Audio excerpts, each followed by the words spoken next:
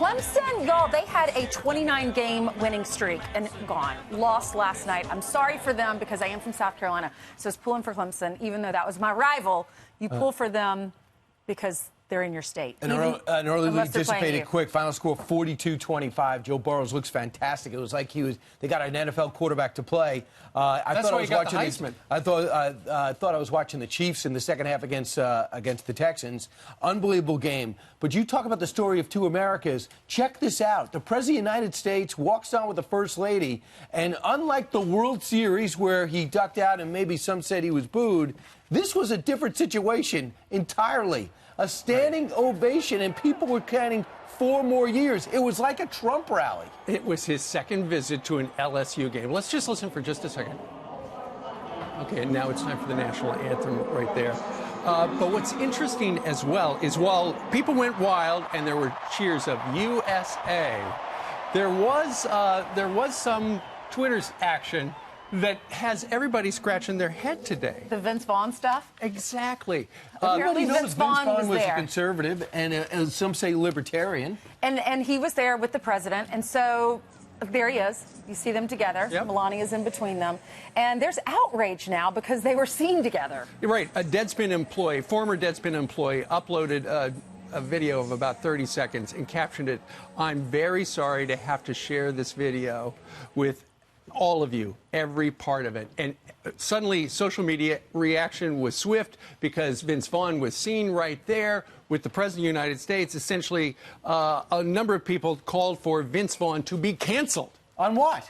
To be canceled for what? Just because he talked to the president and shook his hand. But canceled from what? What's he in? Aaron tweeted this out. Sad. Vince Vaughn is one of my favorites. I always knew he was Republican, but this, so gross. I don't need a Wedding Crashers sequel anymore.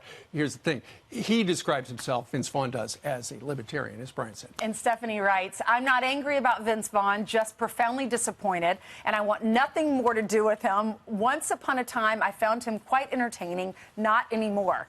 This is unbelievable because, you know, you do Fred Claus, you could retire.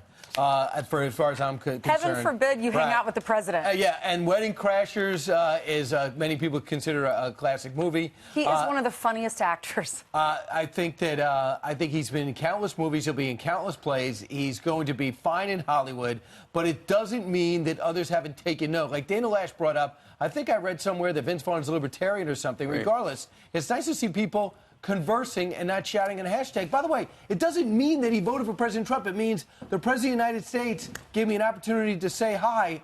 I'm going to do that. There's not a human being on the planet that wouldn't go up to President Obama, or I don't think President Bush in the past. It doesn't mean you have to vote for him. It doesn't mean you have to agree with everything they say. He's the President of the United States. Right.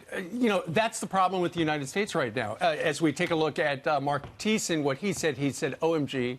Oh, my goodness, the humanity. This is terrible. We must now all hate Vince Vaughn. You would have done great under Stalin. But, Brian, I think you're absolutely right. If you're in the same box at an event or something like that, and the president's right over there, or you're sitting next to him, who wouldn't talk to him? Well, and nobody's hired lip readers to figure out what he said to the president. We don't know if it was positive. We don't know if he was critical. But unless America talks to the other side and we can just talk to each other, this is going to be a country. They might as well just split the country right in half, right down the Mississippi. They tried that once.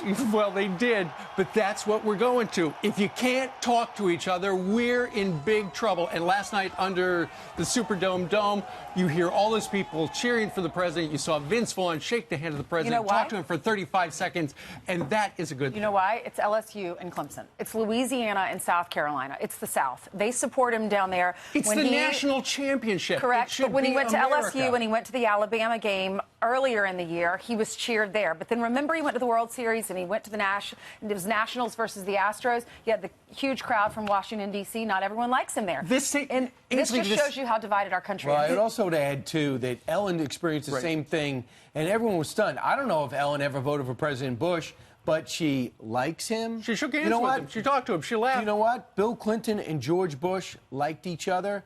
I think that over and over again you see through time, people on the other parties, they compete, they go at it, and a lot of times they become friends. John McCain asked for Barack Obama to go to his funeral. I believe they competed pretty viciously with each other. Do people understand that it's the same country? Sadly, the most emblematic thing of where we're divided in a country goes back to sports. The World Series, the president booed. The college football championship in the South, the president gets 4 more year chance. If we can't talk to each other and be seen talking to each other, we're in big trouble.